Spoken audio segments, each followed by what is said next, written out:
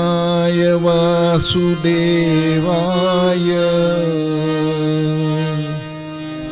हरये परमात्मने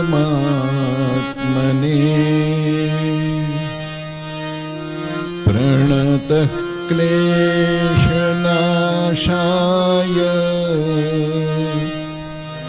गोविन्दाय नमो नमः।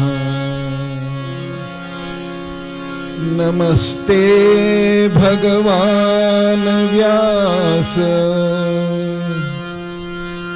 वेदशास्त्रार्थकोविद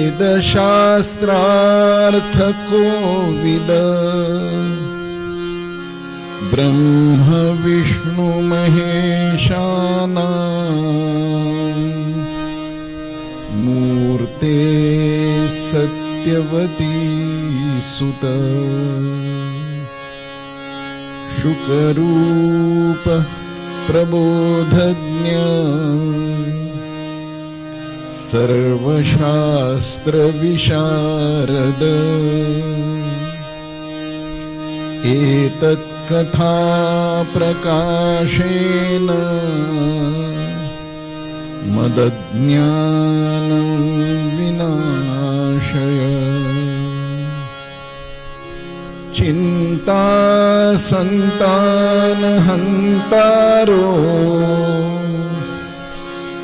यत्पादाम्बुजरेणव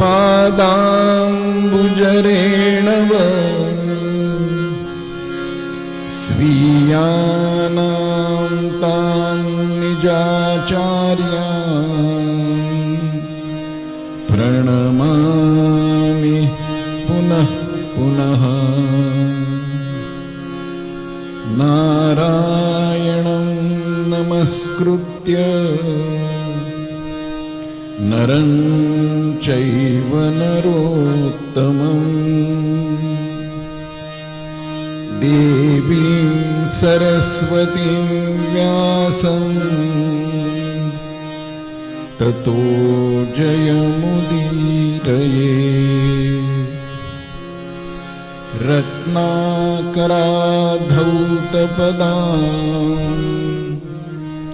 हिमालयकिरीटिने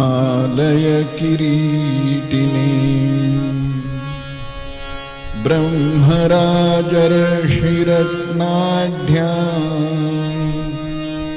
वन्दे भारतमातरम्।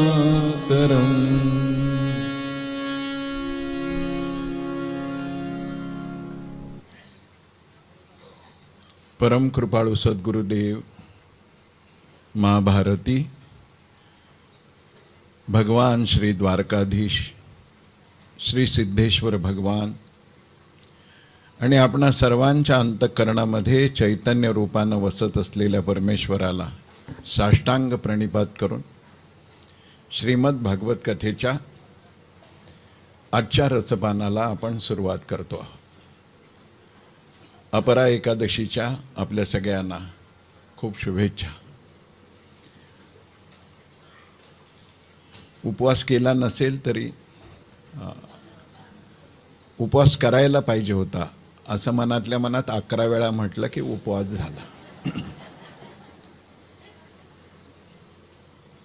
काल आपण असं म्हटलं होतं की कृष्णललाचं प्राकट्य होण्यासाठी थोडा कथाभाग धाराप्रवाहातला बाजूला ठेवून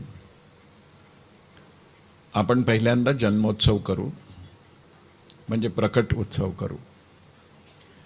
आणि आज कथेला प्रारंभ करताना जे 2 भाग आपण मागे ठेवले त्याचं एक धावतं चिंतन करू। नैमिषारण्यामध्ये सूत शौनकांनी विचारलेल्या 6 प्रश्नांची उत्तरं देत आहेत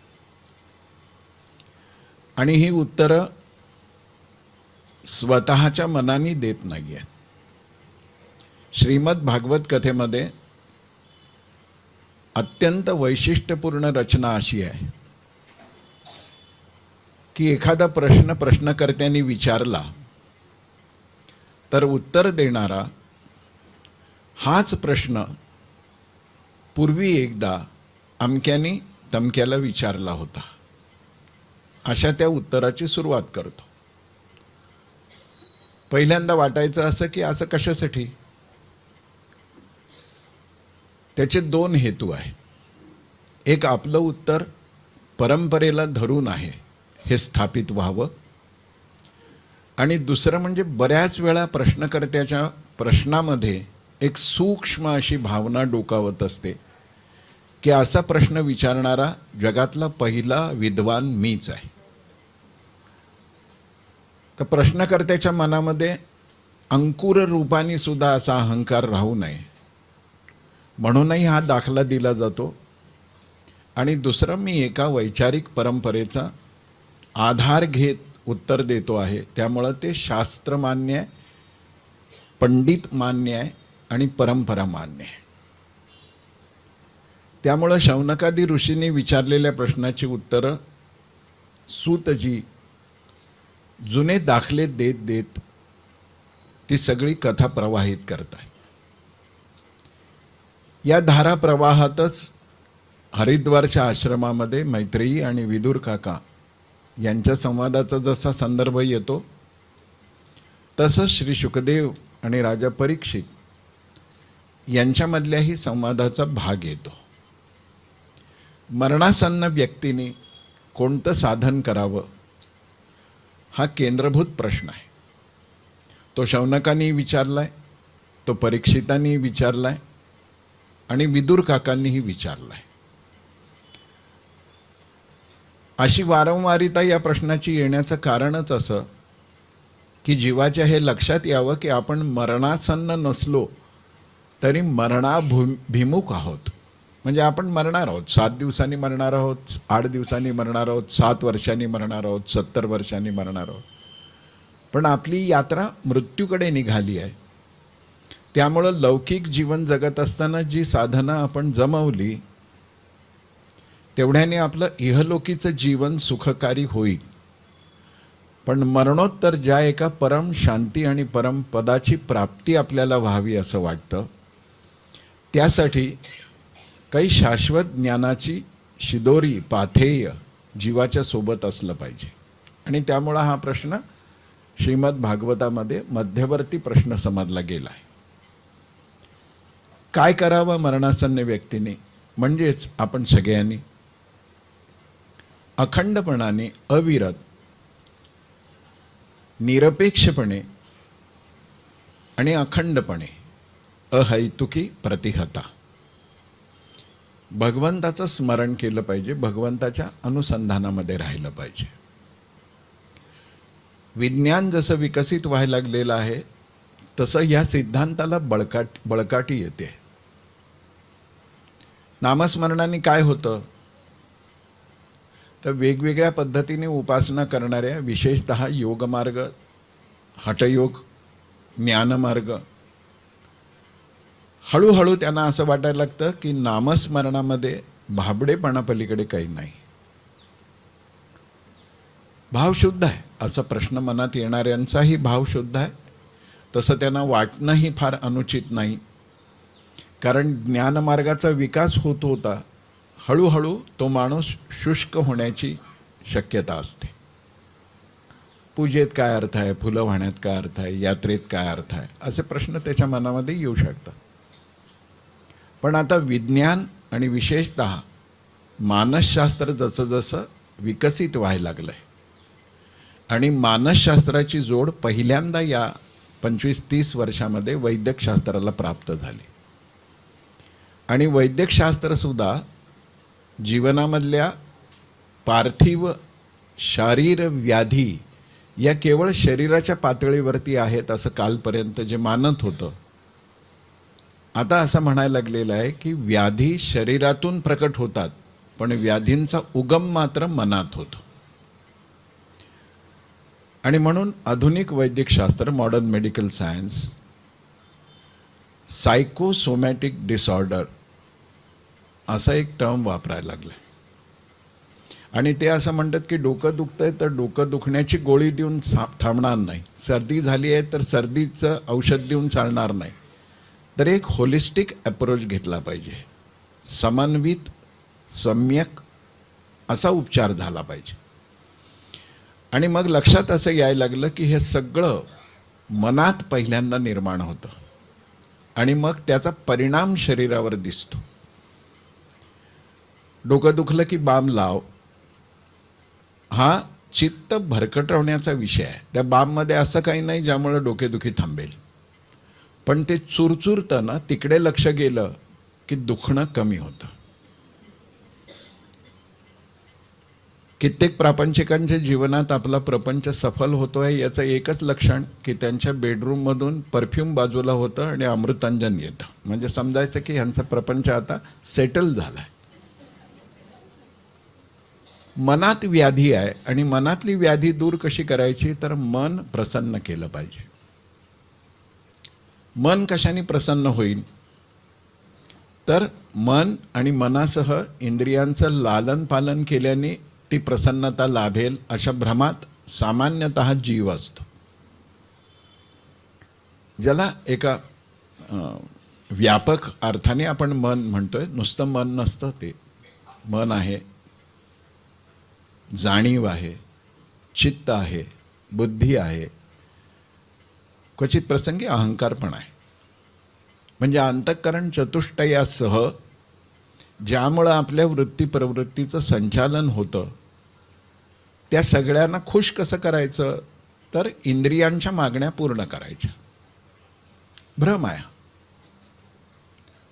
श्रीमदाद्य शंकराचार्यांनी सांगितलं की ज्याला तुम्ही सुख म्हणता ते सुख येतं आणि जातं. पहिल्या दिवशी आपण ह्याच्यावर चर्चा केली. सगळा प्रयत्न असला पाहिजे समाधानासाठी. समाधान कशाने मिळतं, तर पावसातून भिजून आल्यानंतर गरम चहा आणि कांदा बटाट्याची भजी, समाधान झालं. मग हे कुणाचं समाधान झालं, तर जिभेचं झालं, रसनेचं झालं. असमाधान कुठे आहे, चित्तात आहे, बुद्धीत आहे. आणि म्हणून श्रीमदाद्य शंकराचार्य असं म्हणतात की समाधानाचाही नीट विचार केला पाहिजे. सर्वदा स्थापनम बुद्धे शुद्धे ब्रह्मणि सर्वथा तत्समाधानमित्युक्तम न तु चित्तस्य लालनम. ब्रह्मामध्ये बुद्धी सदैव स्थिर ठेवणं म्हणजेच ईश्वरी अनुसंधानामध्ये ठेवणं. त्याने मनाला शांती लाभते आणि मनाची शांती ही बुद्धीच्या समाधानाशिवाय होऊ शकत नाही. कारण का मन तर उड्या मारत राहतं, संकल्प विकल्प करतं. निर्णय आणि निश्चय कोण करतं, तर बुद्धी करते. ती बुद्धी निश्चयात्मक बुद्धी असली पाहिजे. भ्रमित असेल तर गडबड होऊ शकते.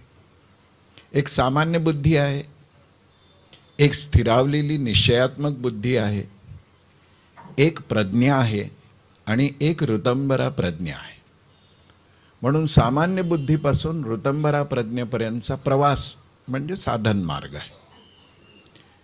ही ऋतंभरा प्रज्ञा आपल्याला योग्य मार्गावरती कायम अग्रेसर ठेवते.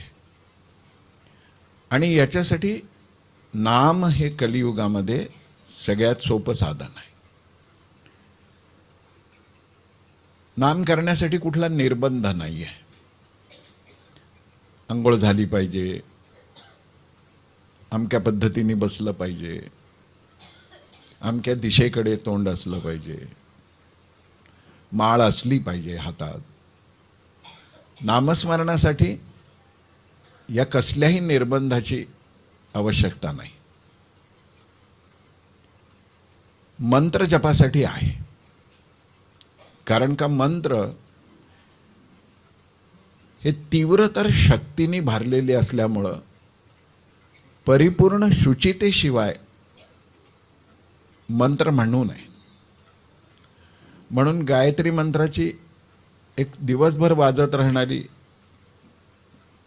तबकडी म्हणा, ते यंत्र म्हणा, घरात लावून ठेवणं ठीक आहे, पण योग्य नाही. ठीक अशासाठी आहे की अगदीच काहीतरी भलती सलती गाणी ऐकत राहण्यापेक्षा हे तरी कानावर पडतंय. पण गायत्री मंत्र असा कुठंही कसाही कोणीही कधीही म्हणायची गोष्ट नाही आहे. त्याचं एक वेळापत्रक आहे, त्याची एक पद्धत आहे.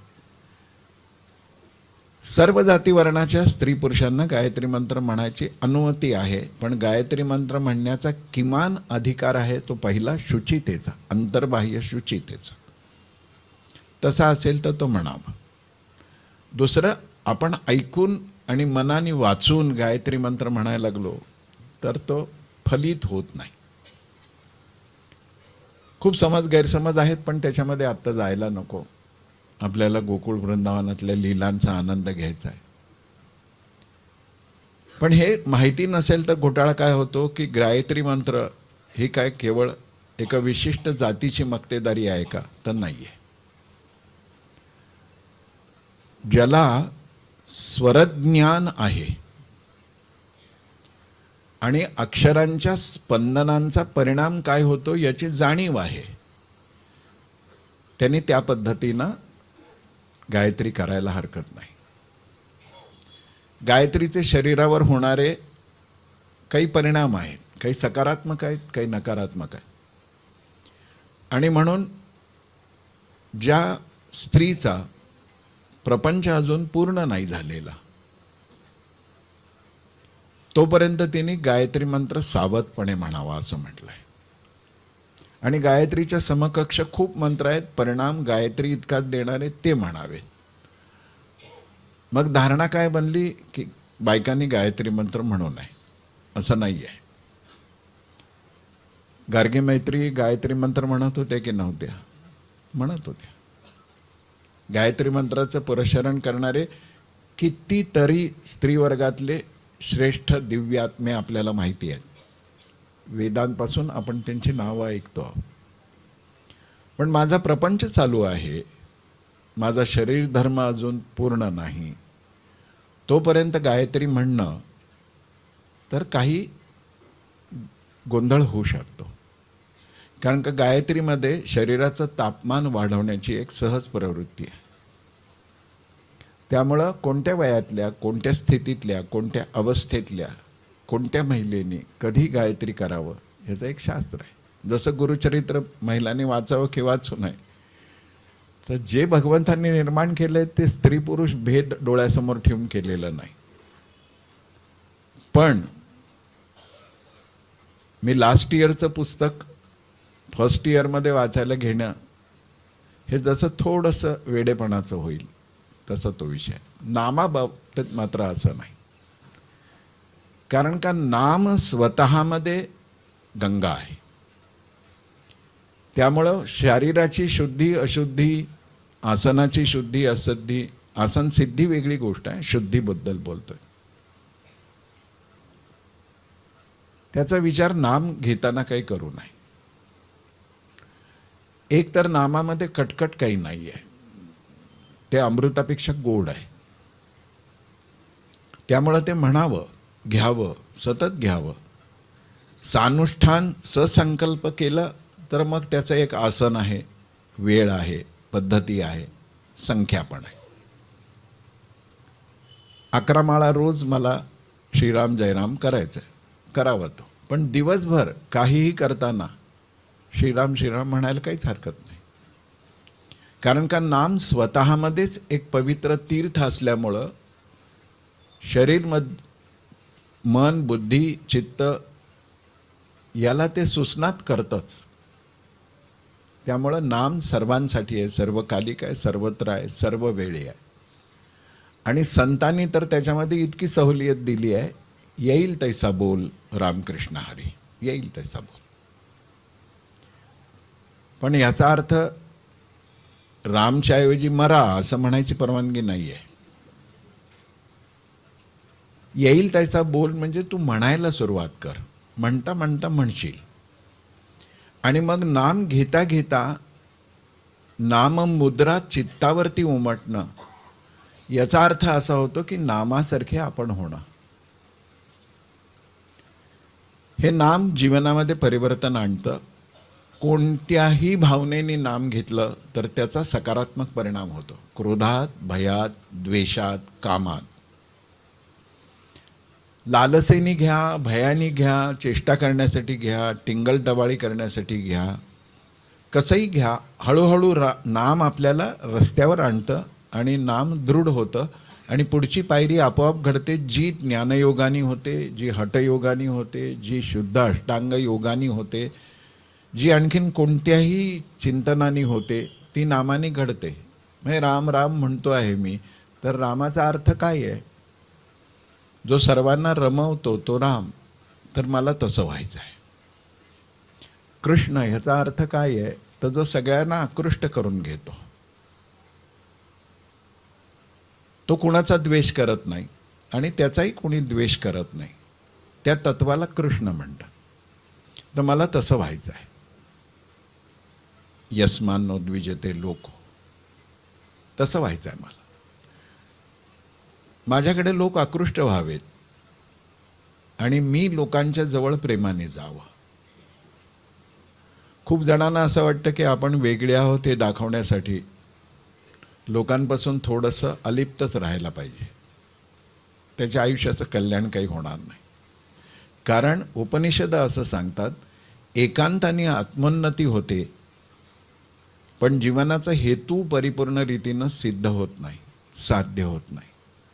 का? तर उपनिषदांची आज्ञा आहे की आत्मोन्नतीनंतर विश्वोन्नती जर आपल्या हातून घडली नाही तर आपलं जीवन असफल आहे. त्यामुळे एकांतात आत्मोन्नती करावी आणि लोकांतामध्ये विश्वोन्नती करावी, असं प्रभावी नाम आहे. ओंकाराचा जप करावा की करू नये? तर करावा.